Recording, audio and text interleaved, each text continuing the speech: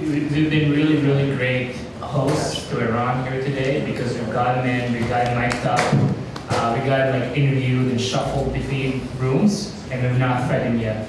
Oh, this sounds like my interview at LinkedIn, by the way, like 8 hours, no lunch. Yeah. And he's like just looking at all this food, and he's like, when do I get to eat? And I'm like, bro, you gotta pass this interview first. Okay, perfect. If you can make it through a whole talk without, having had any lunch first, you know you're good. You know you're an engineer. You've been through highs and lows. So let's kick this off. It's my great pleasure today to introduce Erran. He's actually somebody that Greg knows socially, and somebody who Greg has recommended based on Erran's contributions. We talk leadership circles around engineering culture, specifically as it relates to the culture of discipline and what it means to produce as a team at scale. So for the format of this Tech Talk / session today, we're going to quickly introduce Erran and his kind of accomplishments, or basically the size of the teams that you've worked at and the products that you've seen. To just kind of set the stage for that, so people can kind of hopefully better relate to some of the points that you're making. And then we're going to go through each one of the 6 points that Erran's been talking about publicly when it comes to the culture of engineering stuff. Cool. First of all, thank you guys very much for having me here today. Super excited to be here. Greg, like Tiho said, Greg and I have known each other for a long time. Whenever we get together, we actually talk about engineering and our experiences at various companies. I think between the two of us, we've probably been on, over the arc of our careers at companies large and small, and we've seen a lot of different ways that engineering teams get stuff done, which was kind of the impetus for me coming here today to share some of my experiences based on a conversation him and I had had. So as far as my intro, I lead an engineering team at LinkedIn, developing our content products today. Our content products are focused on things like Pulse and SlideShare, the publishing platform where professionals can share their insights with other professionals on LinkedIn, sharing of URLs and rich media content on LinkedIn, as well as our groups products where professionals connect with other professionals and have a discussion about the challenges that they're facing and seek advice from other professionals who might have insight to share with them. Prior to that, and that team is distributed across here in New York City and is about 150 engineers.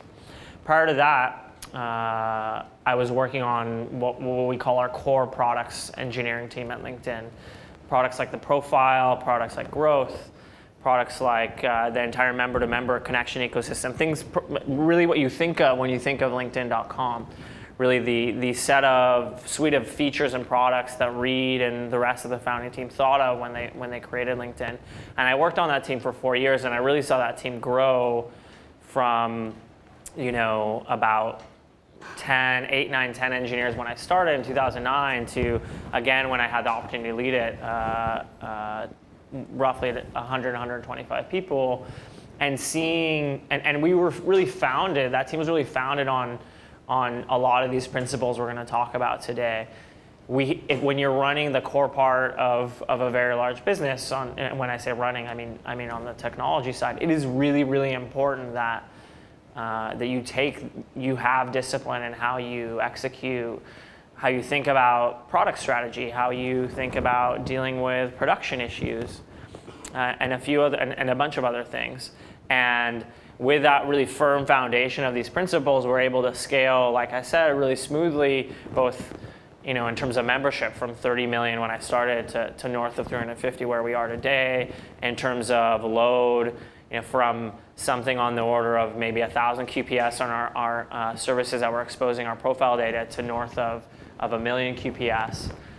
These things don't just happen by chance, and I think being thoughtful when you're a smaller team and having these as foundational principles really lets you scale pretty smoothly. And now as I've transitioned to this new role where we're talking about much more venture products for LinkedIn, less mature, I've really taken what I learned during that process and that growth that I went through and applied it to this team, and I think we're starting to see dividends there as well. Cool. Well, thank you very much for that intro. One thing that kind of stood out for me as you were recapping that is reflecting on this morning's conversation we're having just in this room with the broader team about getting 10x, right? And like what does it actually take to go 10x from a membership perspective, from the load in the system, from the number of engineers on the team, right? Like it sounds like in all of these dimensions, you've seen that 10x growth that you're all doing. Yeah, that's a really good question. As it turns out, what it takes to grow the team 10x, or what it takes to scale, to grow your user base or your customer base 10x, or to scale your systems, the actual tactics of doing all those things are so different. I think the common thread is taking the time to think about what it's going to take and putting together a strategy as best as you can assemble, right? We haven't always dealing with incomplete data, but as best as you can assemble based on the data that you have about what it's going to take, figuring out what the first step is, taking that first step, measuring, so instrumenting that process, again, whether it's hiring or it's, your instrumenting your systems and services, whether it's instrumenting your growth funnels, instrumenting along the way when you're taking that first step, then evaluating and analyzing how you did against your expectations. If you fell short or you exceeded, how does that inform the next step and reflect upon what the original strategy was? What was the original goal? Maybe it was the wrong goal. Maybe you learned something and now you need to change direction. One of my favorite quotes that Jeff Weiner talks about a lot is that a 1 degree, I'm going to butcher this, but basically, effectively, like when you're trying to reach the moon, like a 1 degree miss in terms of trajectory means that you're going to be hundreds of millions of miles off when you finish traveling. And so it's really important that every step of the way you're reflecting again on how far you were or how close you were to the mark before you take your next step. Yeah. So kind of agile, I guess, right? Yeah, absolutely. Agile. Yeah, absolutely. Taking stock of where you're at, recalibrating, and then taking the next big step forward, right? Yeah. So let's talk about those steps forward, right, and how you apply discipline to those, right? And I'm just going to switch quickly to the slide that covers basically the 6 talking points. And this, guys, as we talk through these things, it's going to be kind of a Q&A. I'll try to ask a couple of questions of Erran as well, but we have a spare mic here too, so if somebody wants to ask a question, feel free. We have about 30 minutes booked for this, so I'm thinking it's 5 by 6, 5 minutes each. Here at Nitro, we say that our top engineering cultural value is technical excellence, right? And Jacko and a couple of others have been talking about that relationship of technical excellence with respect to craftsmanship, right? Because craft is like you got some science or you got some core skills and then you got practice, right? That's kind of craft. Sure. Yeah. Okay. And let's just quickly cover the value of craftsmanship with respect to how much you value execution. Well, I would love to hear from you guys. What do you think craftsmanship means in terms of your guys' day-to-day here? I have my opinion, but thoughts? Anybody? I have a question related to that. Okay. How do you reconcile the pursuit of high craftsmanship with moving fast and breaking things? With the, not to skip down too fast on your slides, but tremendous sense of urgency with high value of craftsmanship. How do you reconcile that? Erran, can you please repeat the question for the report? Yeah. So, well, you have because I have the video. Got it. How do you reconcile craftsmanship with moving quickly and fast failing and also having a tremendous sense of urgency in everything that you do? Super good question. I think that you start, we should start with a principle of building things the right way and then making trade-offs between that and speed of execution, right? So if we don't even ever think about, when we approach problems, how do we solve this problem such that again, given the data that we have, it's built in the best way possible. This user experience is designed in a really intuitive way. And think about, the cost of that. And that doesn't need to be a multi-week process. That could be, jumping into a room and going to the whiteboard and spending 30 minutes thinking about the problem. If we don't go through that exercise, I think that the downside is that we wind up incurring a tremendous amount of debt that's going to have to be repaid. Debt, whether that's in, unstable systems, whether that's in, a poor brand that your product has developed with its customers because it's constantly breaking or the user experience is not intuitive. And so there's actually a really high cost of not going through this process. Now, applying, once you've done kind of that diligence and thinking about craftsmanship, about how to build this thing the right way, whatever it is, it could be user experience and building a really beautiful user experience, or it could be thinking about how we scale this thing, and do we actually rewrite the system, or do you just throw cash in front of it because we needed to scale 10x? Then we can have a discussion about, well, what are the business needs, right? And trading off the business needs against the timeline that it's going to take. There's nothing wrong with failing fast. I mean, and again, let's talk about failing fast. There's nothing wrong with failing fast, but you better have a really amazingly architected deployment system and alerting system and monitoring system to be able to detect those failures, so that the second you move really quickly and you release and something's broken, it automatically gets rolled back. And so there's craftsmanship there too. So again, I'm not certain that these things are mutually exclusive. It's just balancing these different sometimes conflicting priorities. Other thoughts, guys? I mean, how do you guys think about craftsmanship? I was just going to make a distinction maybe between craftsmanship and perfection, maybe, and that's where the distinction is. You can get caught up in perfection, and that maybe goes against a sense of urgency, whereas craftsmanship can move fast. Yeah, so the distinction was, just for the video, the distinction was there's always, you don't need it perfect, you need something that's going to scale and something that's going to last, and I agree. I think 80-20 rule is a really good rule to live by. You can get you can get 80% of the way there, and that's probably typically more than sufficient. I guess there's also a dimension of this that's not on the slide, so we're not talking to it, but I think it's important to acknowledge is when it comes to craftsmanship of software engineering, when you work at a company like a public company, or a Nitro, a high-scale, high-growth company, there's a business goal and a business result. Right? So it's not just kind of art for art, art for the sake of art. There's actually that you want to practice your craft to a business outcome. Absolutely, and sometimes the thing that these solutions that are of the utmost craftsmanship are the ones that are simple and easy, right? And I think again, what craftsmanship, the right balance of craftsmanship with business priorities for a company like Nitro, or for a venture product within LinkedIn versus you're talking about profile LinkedIn. The bar is different, absolutely. But I think you need to start with that principle. Great. There were a couple other hands.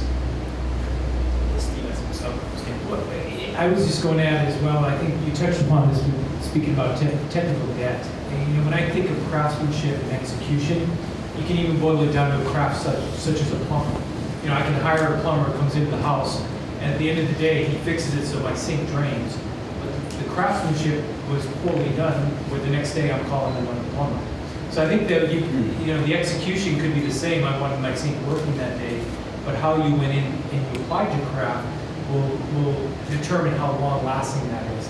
And I think the two do go hand in hand. We were talking about technical debt, and I think that that's something where applying our craft will reduce technical debt in a way that will improve the execution. Totally, I love that analogy. That's a perfect analogy. And just to borrow an example from my LinkedIn experience, LinkedIn, I think, very much over-indexed on speed of execution for the first, 6 or 7 years of its existence. And, in 2011, we literally took an entire quarter off from product because we got to the point where we could not reliably release code to production every 2 weeks, literally. That's an awful, awful place for a company to be, especially one that, all of it was thinking about going public and needed to continue showing, significant year-over-year and month-over-month growth. And so we stopped, and literally like 400 engineers spent all of Q4 in 2011, paying down technical debt. That was an incredibly costly thing for the company to have to do. Turns out we were fortunate enough to be in a successful place where that was worthwhile. But if that reduction of debt was just amortized over every product and technology decision we had made over the prior 6 or 7, we wouldn't have had to take on that debt. And for many companies, that's something they can't afford to do. So apparently we all think about this in pretty similar terms. So this is probably going to be very similar to what Steve said with maybe a couple of different words. But my first thoughts when we were talking about value and craftsmanship and also moving quickly is relying on our knowledge, experience, ability to be thoughtful about what we're doing and apply whatever context we have to trying to identify what parts need a bit more love, like on the first pass, and like what are the fragile pieces, and like at the management level, valuing the judgment of the engineers when they say like this is worth spending some more of my time on right now because it's going to pay off in the long term. So, when I see value craftsmanship, I see like have an appreciation for the fact that some things are going to take a little longer to do well enough, and that part of that craftsmanship is identifying that that kind of attention doesn't have to be paid to every detail in what you're building, but having a sense of context for where it's really going to count to the business and to the finished product. Totally agree. I think that, by the way, also relates to one of the other principles here, and I think I'm trying to remember where I had this in the post, but really, like being able to push back on arbitrary product timelines to be able to build things right the first time. Totally agree, 100%. Should we move on to the? Yeah. Let's I promise we'll give you a chance to ask a question later, Greg. maybe you can tweet at me in my pocket with that break, and we'll see what happens. So we already touched upon sense of urgency as well as instrumenting everything, right? And so I think just when I combine those two myself, and when I think about it, is you want to kind of get something out there as soon as possible, right? But not just for the sake of getting it out there, but really kind of for testing the water, right? Yeah. And so instrumenting, I think, which is kind of potentially counterintuitive, because if you release something very quickly that hasn't been instrumented, you've done nothing. So you actually have to take, even though you want to, like the faster you want to move, the more you have to instrument up front. Totally. So I agree. Like these things all are very much related. So one other point before I dive into instrumentation, one other point on attacking each problem with urgency. I think, it is problems in software don't happen, randomly or by happenstance. Like there's always a reason, and the nastiest problems are the ones that take the most time to isolate. And we're constantly, as engineers, juggling, our current priority, like current project we're working on, the thing that we just got released, and like issues in production. And I think that if we don't, when issues in production surface, if we don't take the time and don't have urgency in addressing them, we just put them back on the back burner and they continue as being open bugs in our backlog. Two things happen. One, the quality of the product just deteriorates pretty aggressively over time. The second thing is, the thing that you thought was a small problem, you wake up, you get like a PagerDuty alert at 1 in the morning on Friday, Saturday night, and the site's down. And a lot of times these are things that you kind of knew about, that you should have addressed, and you put it on the back burner. So having the urgency to attack these things when we see them and seeing them all the way through is super important to building a high quality product. As far as instrumenting, I think you nailed it. It's instrumenting not just the health of our services, not just the KPIs that we're trying to move with in a particular product or a feature that we're releasing. It's our build process and how long it takes. It's our code coverage. It's our the number of production issues we get relative to the number of bugs that we catch in regression. it's all of these things. And my real point here is that we don't always have the time to do the analysis that we get, do the analysis of the data that we get from instrumentation. But that's okay. Like having the data is so much better than not having the data and then needing it, right? And how the hell are we ever going to be making informed decisions about product or about technology or about our development processes without that data? And adding that instrumentation and then making sure that it is, one of the other challenges with instrumentation is that we have so much of it that we wind up, having duplicate tracking and not resolving it, and like that makes it really hard to make good product data-driven product decisions. So, the investment in instrumentation during the R&D workflow, I guess I'd call it, just will pay off, whether or not you have the time to look at it. That's interesting, right? Because you're making a case for instrument first and foremost and collect all the data, even if right now you don't have the time or you don't know how to correctly report upon it. Because once you move in the future, you can never get that big data back. It's just so hard, right? Like we've moved on, and like then it's like always like it's what we just talked about, which is like, okay, well, shit. Something's broken in production, we don't know why, we don't have the data that we need to look at it. Or, well, we really think that we should be investing in this product area that we've been touched for a while, but we don't know if the feature we're thinking about building is actually worthwhile compared to the other things in our backlog. And ultimately, if we had that data, then we have to make a trade-off between, well, do we invest the time now to reopen this code that we haven't looked at in 6, 12, 18 months and put the instrumentation in place so that we can make the decision, or just not do it. So like it just compounds. And by the way, I'm not advocating not doing the analysis, but like at least if you're not gonna yeah. That's good. It's interesting that as it relates to several months ago we were going through our Series B fundraising, and at Batter Venture side, technology fellow over there, Adrian Cockcroft was a cloud architect at Netflix previously, and that was one of the things that he really stressed on during technical due diligence was about data collection, instrumentation, and do we have a finger on the pulse of what's actually happening in their system? And famously at Netflix, he used to say, Netflix is just like cloud, SaaS service that eventually actually streams some video, right? But first and foremost, what it does is actually instruments the hell of everything that happens, right? Like most of the bytes that they're shifting is actually instrumentation bytes to measure how good the quality of the viewing experience is. Or in the back end, it's about all the Splunks of this world and Sumo Logics, right? Like looking at the actual how the code is performing and what's happening in the logs and all of those things. It's kind of interesting to think about these like really large reactive systems like LinkedIn and Netflix. Their first and foremost job is to like instrument itself. Totally.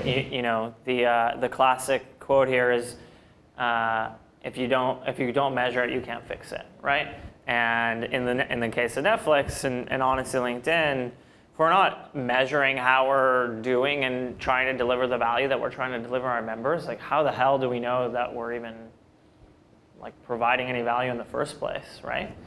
And then, the next thing you know, your competitor is doing a much better job of delivering that value, and you didn't even realize. So, absolutely. Before we move on to the next thing, are there any questions or comments upon this one? So we are at Nitro. Okay. So we're at Nitro are trying to get into this Nitro Accelerator program. I'm sure Tiho has talked to you about it, which is we're trying to sort of like 10x. We're trying to 10x our development efforts and the output. So we're trying to just like put in a performance upgrade to our teams. How do we do that and then also do fewer things done better? Great segue. So you want to go 10x, right? You want to go 10x, you want to instrument everything, right? You want to value craftsmanship, you want to value execution, and you want to do fewer things and you want to do better. Well, I don't have a ton of context on the things you guys are considering as you're talking about 10x. It's not clear to me whether it's 10x everything, 10x productivity, 10x scale, 10x user growth. So that's, it's hard for me to address this specifically. I think the idea of 10xing these things absolutely can be applied to the fewer things done better principle, right? So if you can take your current customer base or user base, and if everybody in this room, all they focused on was with the existing products and with your existing products, existing features, existing technology, just investing in that to make it 10x, that is way, way more valuable to your business than thinking about this great new feature or this great new idea. Because the reality is there's probably is a ton of low-hanging fruit in what you guys, either your processes or your products or your tech right now, that you could be investing in to get that 10x improvement. And I think it's doing fewer things is better really is just about holding ourselves, keeping ourselves honest, right? As engineers and entrepreneurs, we're constantly oh, this would be amazing, and if we did this, and this would be amazing if we did this. And but we only have finite resources, right? And dogpiling on the most important things to get them in front of your customers, or to get them in production, or to fix why cut your build times in half or whatever it is, and getting that done sooner is actually much better than doing 10 things in parallel and them all taking a really long time.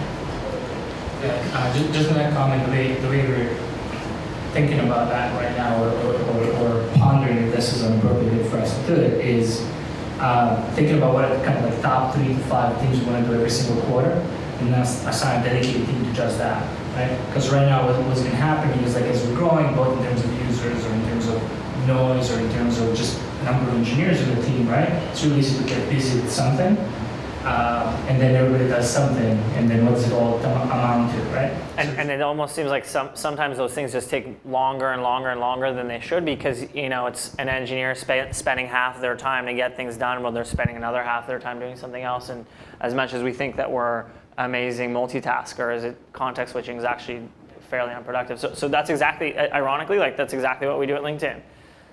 Quarterly boundaries are super arbitrary, right? It's just a good way to say, what are we going to do in the next 3 months, 90 days, right?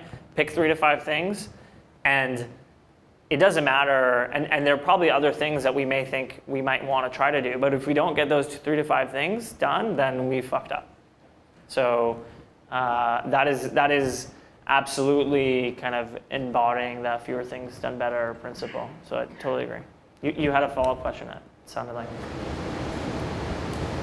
Okay. So the follow-up question to that was, you mentioned you were leading an organization of 150 development folks right now. That's about the size of Nitro. So going back to where you were where we are right now, and then let's just say we asked you how do you kind of get more from less? What is your advice for getting where you're at from here, right? I guess following this mantra and trying to do accelerating our program and our capabilities. It's a hard question, again, without spending a lot of time with you guys. So maybe we can, right, because we kind of need a lot of context to answer this, and we're trying to keep it brief.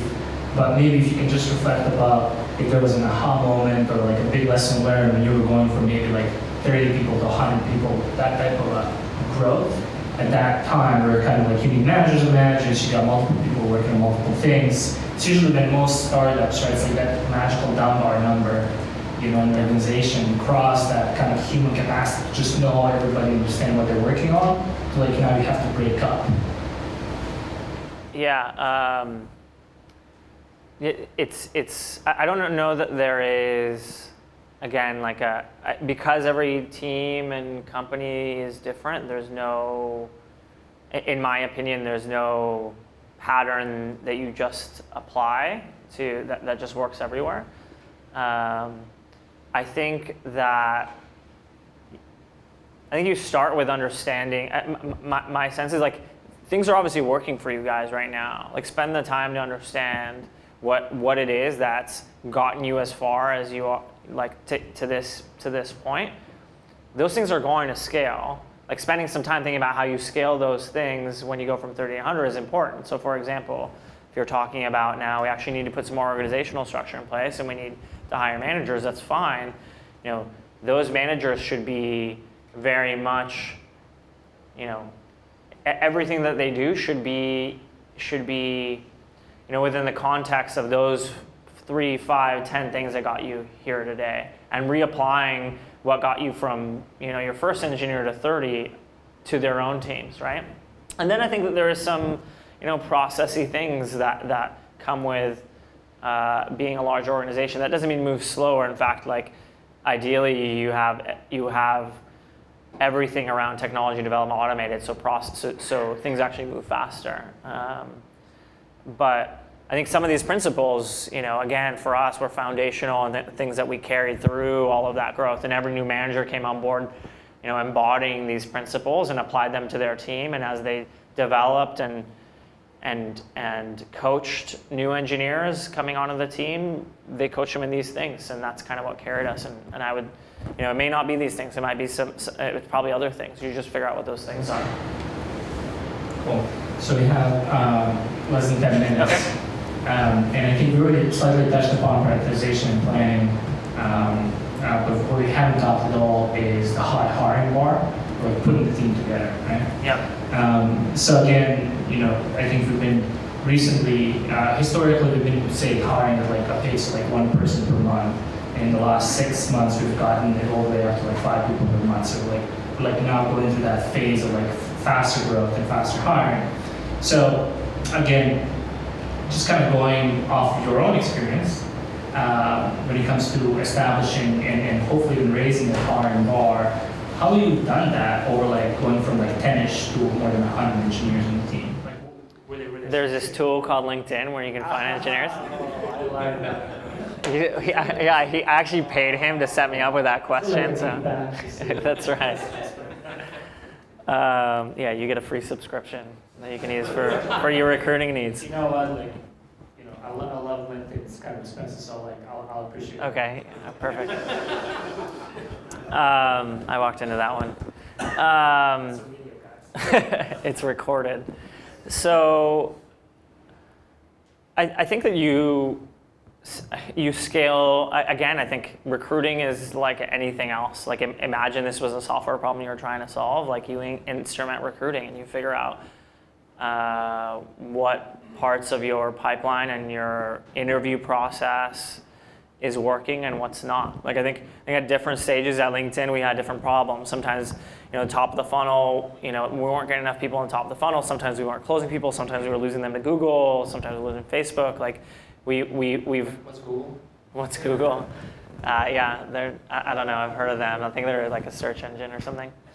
I think they grow engineers on trees rather than they've instrumented the point where they.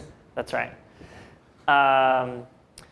So I think that's a big deal. I think that you cannot, you know, I can't stress this enough. You know, this sounds super cliche to say, oh, you got to keep a high hiring bar, and you know, you don't bend that hiring bar. But like, you know, we've all been in these conversations where it's like, damn it, we need 5 more engineers to get this stuff done. That's super important. And like, yeah, you know, he wasn't like kind of worried about how he's going to get along with the rest of the team, but like he fucking nailed that design, like that software architecture problem, right? And or he crushed the coding exercise we had him do. And there's so much pressure to hire so that we can get stuff done, and it never, like that always fails, like always fails. And so Never compromise. Never, like you just have to have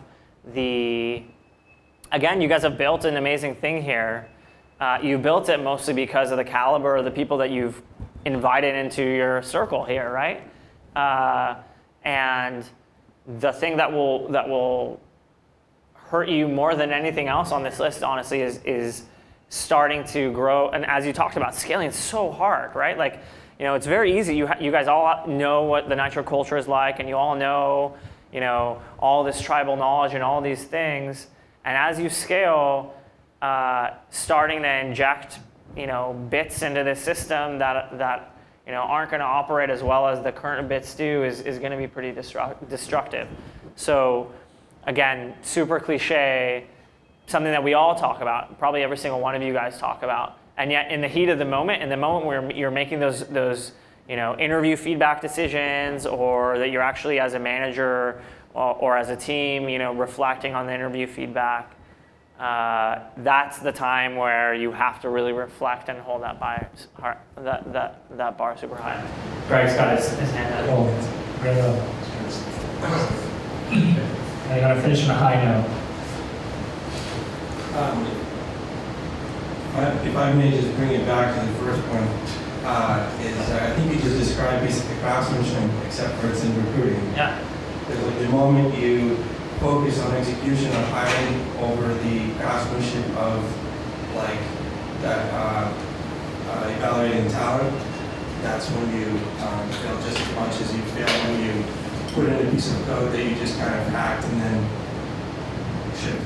Spot on, and it's not like you're totally right. In fact, we could completely eliminate this last bullet and just apply, like you said, the principle of craftsmanship to everything that we do as engineers. And it's not just building software; it's recruiting. And I think we could probably brainstorm a few other things that we're doing day to day where like the craftsmanship principle applies. And again, it's not just in the recruiting process, but it's in the things we talked about, instrumentation. And are the tools you guys are using, are you guys happy with the tools that you guys are using for interviews? Like we used Java forever and it sucked and it was awful and we killed it and we built our own. We use like 5, 6 different tools, right? So like that's super painful too, and it's costly too. So like, again, then it's prioritization. Like we want to apply craftsmanship to the tools that we use in recruiting.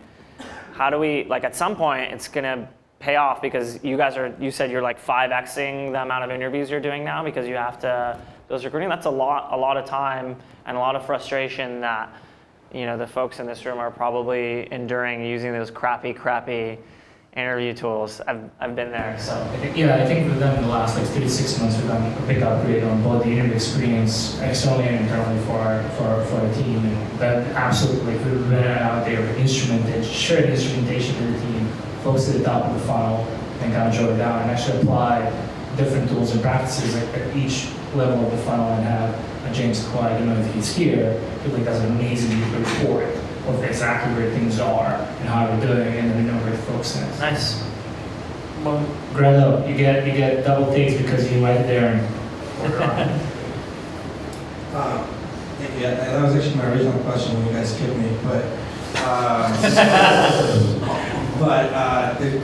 I guess when we're talking about craftsmanship, like one thing that people didn't touch on, which is important, is also like having pride in your work, which is not necessarily always measurable or instrumentable, but it's just a sense of cohesiveness and pride in what you do, and building block again for your hiring part of the team. So forth, but the question out of that is, like these slides are great, and these points are great, but touch most on like the technical aspect of it or like the measurable aspect. What about things like emotional leadership in the team, or that aspect of, I guess team building? Where does that fit on this page? Can you elaborate what you mean exactly by emotional team building? You mean like emotional? Well, I mean, you can like I guess we sort of touched upon it with the hiring bar, but you can have everything instrumented and execution, but a lot of teams like. Are you talking about cultural values or? I mean, are you talking about so? What is the meaning of life? Is it? I think that there is. Let me try to answer that question because I think I know where you're getting at. Like to every part of this, there's gut, right? Like when you're thinking about data-driven product development, there is you always have incomplete data, and so there's always your intuition about the right way or what the right thing is to do, based on your experience, based on your knowledge, et cetera, and the reality is that all the decisions that we're making across all of these principles and other things that we've talked about, the application of these principles is applying the data that you have and like the rigor that you put into getting that data and what your experience tells you.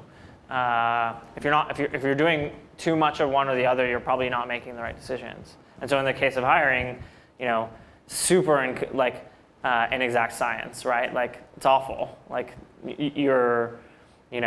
I will say that you really, really are better off optimizing for precision there, right? As opposed to recall. But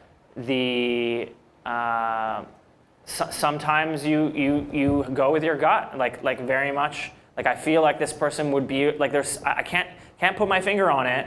They nailed everything. Everybody gave him a positive review on the culture interview, and yet I just don't feel like he's going to fit in. And I think, again, in this particular case, optimizing for precision and not having a false positive is better than having false negatives. Cool. All right. So we're right up on 1 o'clock. I know you've got this company you work for. So I'll do one quick pitch, by the way, not for our LinkedIn Recruiter product, which I already did. So we have an office here at 505 Howard Street, First and Howard, which is like 5 or 6 blocks from here, and we do monthly tech talks and about a variety of topics. Like we recently had one about data-driven product development, which sounds like is really core to your guys' culture. We had some really amazing speakers from Pinterest and Airbnbs, as well as our data science teams talking about how we apply data-driven development. Earlier in the year, we had some folks from the kind of the VC world talking about technology trends. We've had talks about client-side technologies, et cetera. Definitely invite you guys to join. Like part of what our office is now like 6 months old, and part of our our thoughts in creating the office was to provide us, LinkedIn's mission is to make the world's professionals more productive and successful. We feel like being in the city now and being in this technology community, we can use our space and our network to help engineers and people in technology be more productive and successful by having them share their knowledge and their insights with each other. To the extent that you guys have amazing things that you guys want to present, I would love to hear it. To the extent that you're just interested, I can forward along kind of the DL for signing up for the Tech Talks. Thank you very much, but be careful who you invite and what you wish for. We might empty the big beer fridge or whatever else is out there. That's perfect, man. Just a bunch of honey badgers who go out. Nice. So thank you very much, Erran. Yeah, no worries. Thank you guys very much.